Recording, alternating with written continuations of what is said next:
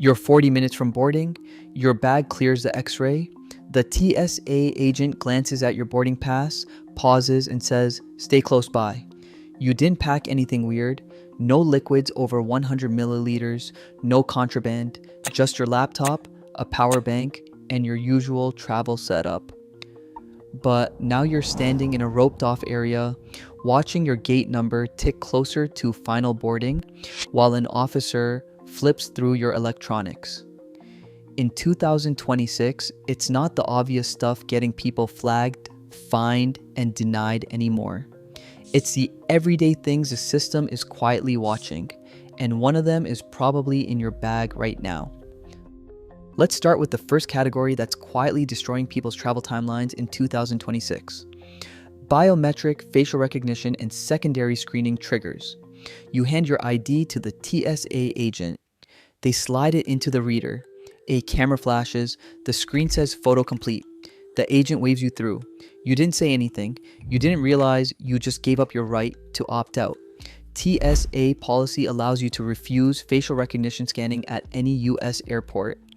But once your ID goes into that reader and the camera captures your face, the system has already processed your biometric data. At that point, agents will tell you it's too late. You had to opt out before the scan. It gets worse if you're flying international or booked your ticket at the last minute, because there's something else happening in the background. SSSS, Secondary Security Screening Selection. 4 letters printed on your boarding pass that mean you're about to go through every layer of screening the airport has, and your TSA, pre-check, or global entry status means absolutely nothing. SSSS is assigned before you arrive at the airport. An algorithm analyzes your booking patterns. One-way international tickets. Reservations made within 24 hours of departure. Flying into one city and out of another. Cash payments. Certain countries in your travel history. The system flags you and the tag follows you to the gate. You can't check in online. You can't use a kiosk. You have to get a boarding pass from an agent. And when you do, those 4 S's are waiting. Real life consequence. You're at a major hub. Your connection window is 90 minutes. You get to security and hand over your boarding pass. The agent looks at it, types something, and says, "Please step aside and stay close by." You wait 15 minutes, then 30. An officer finally pulls you for a full bag search, pat down, and explosive residue swabs. By the time you're cleared, your boarding window has closed by 10 minutes. The gate agent won't let you on. You're rebooked for the next day. Hotel and rebooking fees. $340. So how do you stay out of this mess? First, understand the SSSS triggers. Avoid booking one-way international flights if you can purchase a return ticket upfront. Book as far in advance as possible. Pay with a credit card tied to your name, not cash. Second, arrive 3 or more hours early for international flights if you're flagged. There's no way to remove SSSS once it's applied. Third, opt out of facial recognition before handing over your ID. Say it out loud. "I am opting out of biometric screening." Make the agent acknowledge it. If they push back, ask for a supervisor. Fourth, check if you can check in online 24 hours before departure. If the system won't let you, you're likely flagged for SSSS. Adjust your airport arrival time immediately. Here's the move frequent flyers use. They book round-trip tickets even for one-way travel, then cancel the return leg after clearing security. Get your biometric systems under control and you've cleared the first filter. But 2026 has another category catching people completely off guard. Electronics configuration and power bank capacity rules. You packed a power bank. It's the same one you've been flying with for 2 years, 30,000 milliamp hours. You toss it in your carry-on and head to security. The agent pulls your bag for secondary screening. They pull out the power bank, flip it over, and say, "This doesn't show watt hours. I can't let this through." Power banks are regulated by watt hours, not milliamp hours. The international cutoff is 100 watt hours for automatic approval. Between 100 and 160 watt hours, you need airline approval in advance. Over 160 watt hours, it's banned entirely. But most consumer power banks only print the milliamp hour rating on the label.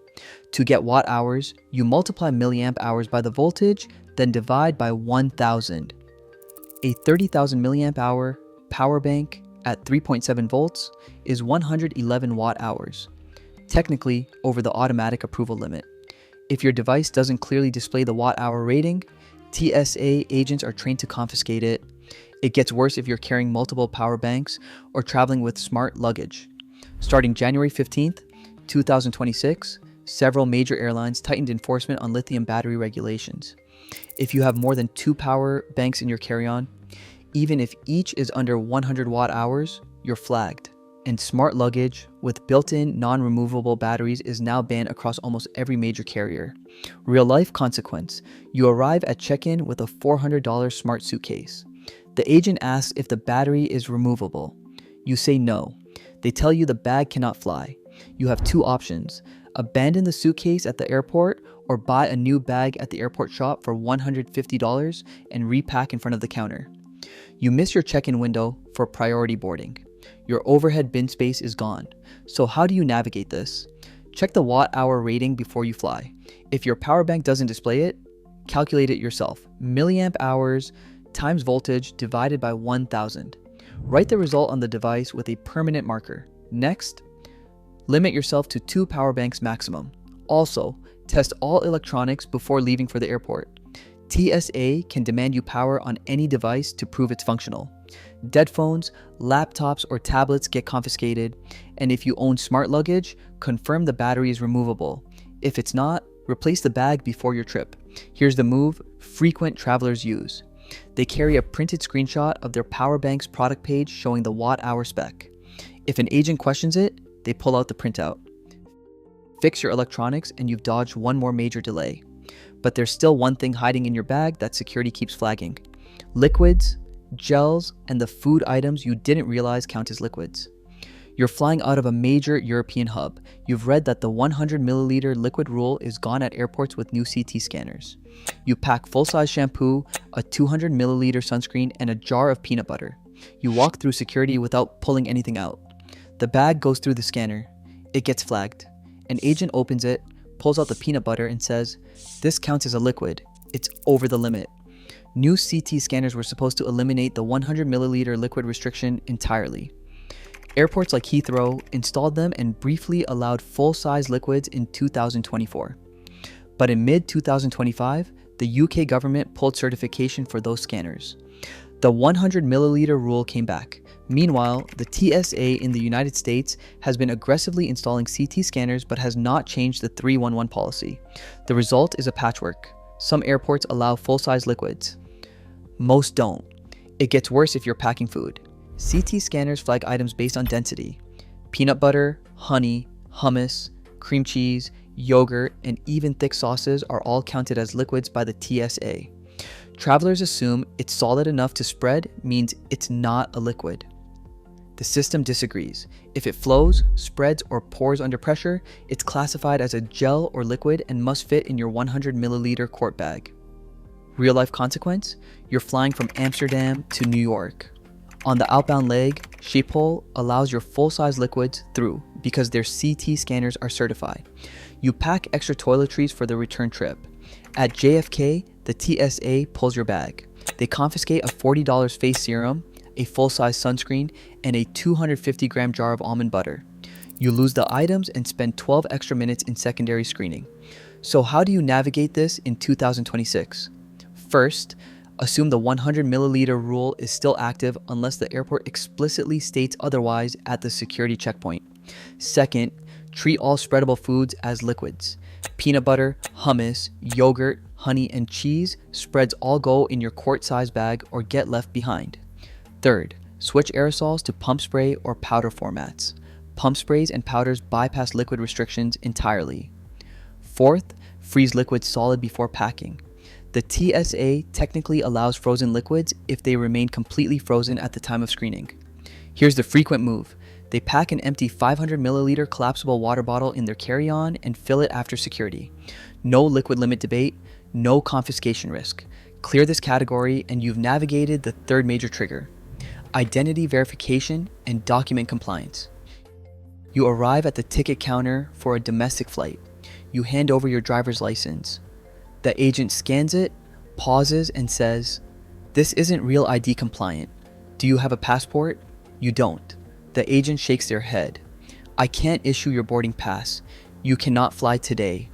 As of May 7th, 2025, Real ID enforcement went live for all domestic US flights. If your driver's license or state ID doesn't have a star in the upper right corner, it's not compliant, and TSA will not accept it for air travel. No exceptions. You either have a compliant ID, a US passport, or you don't fly.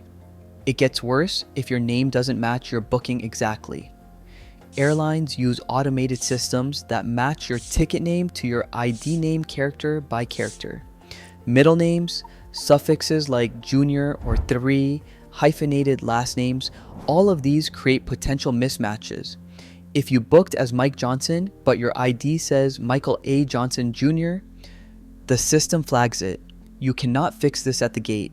You have to call the airline, request a name correction, and pay a fee that ranges from $50 to $200. Real life consequence: you're flying to Bali for 2 weeks. Your passport expires in 4 months. You check the expiration date. It's still valid on the day you return. At check-in, the agent scans your passport and says, Indonesia requires 6 months validity beyond your entry date. I can't let you board. You're denied. Your ticket is non-refundable.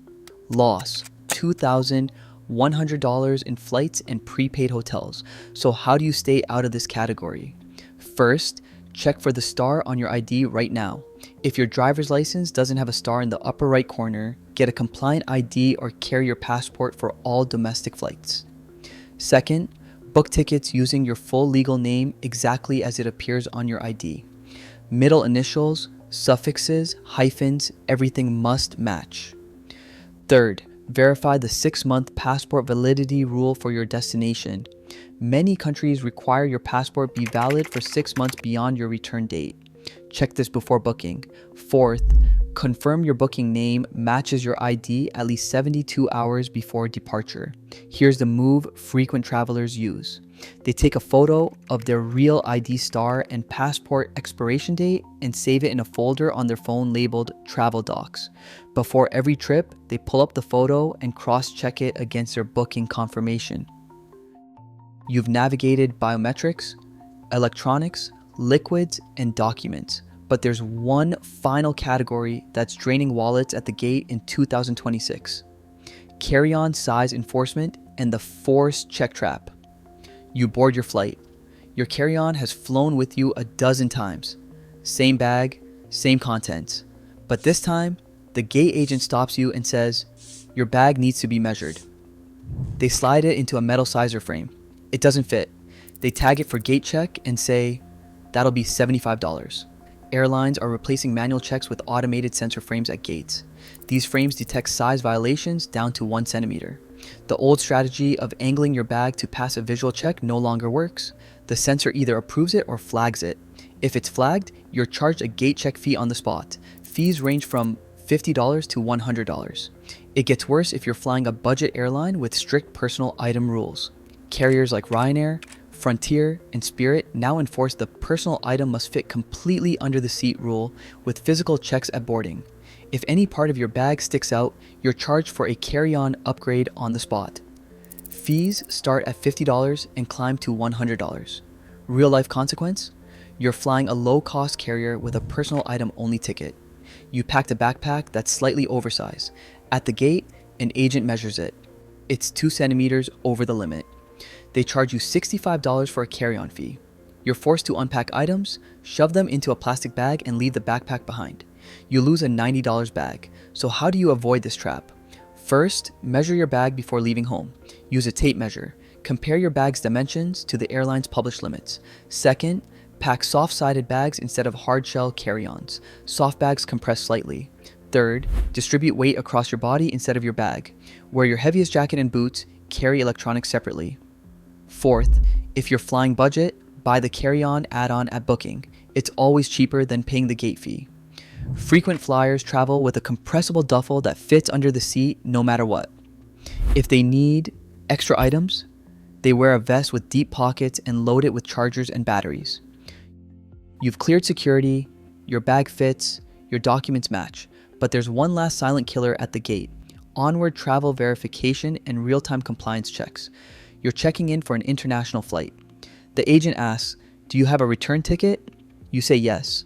The agent types, pauses, and says, I'm not seeing it in the system. I can't issue your boarding pass until I confirm onward travel. Airlines now use automated systems to verify you have onward or return travel before issuing your boarding pass. If the system can't pull up your return booking in real time, agents often cannot override it. The trap happens when you book separate tickets on different airlines. The systems don't talk to each other. Carrier A's system sees a one-way booking and flags you as a potential visa risk. It gets worse if you're traveling to a country that requires an electronic travel authorization or e-visa processed in advance.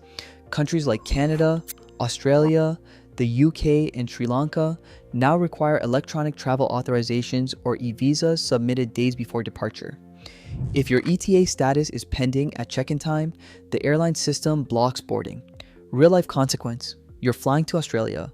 You applied for your ETA 3 days ago. At check-in, the agent scans your passport and says, your ETA is still processing. I can't let you board. You pull out your phone. It shows approved with a timestamp from 20 minutes ago. The agent says, our system hasn't updated yet. I can't override it. You're denied boarding. You rebook for the next day. Cost: $480 in rebooking fees plus one lost hotel night. So how do you clear this final category? First, book round-trip tickets on the same airline or alliance whenever possible. Second, if you must book separate tickets, carry printed or PDF confirmations of your return flight. Third, apply for electronic travel authorizations and e-visas at least 7 to 10 days before departure. Don't wait until 72 hours before your flight. Fourth, screenshot your ETA approval and save it offline. Here's the move frequent flyers use.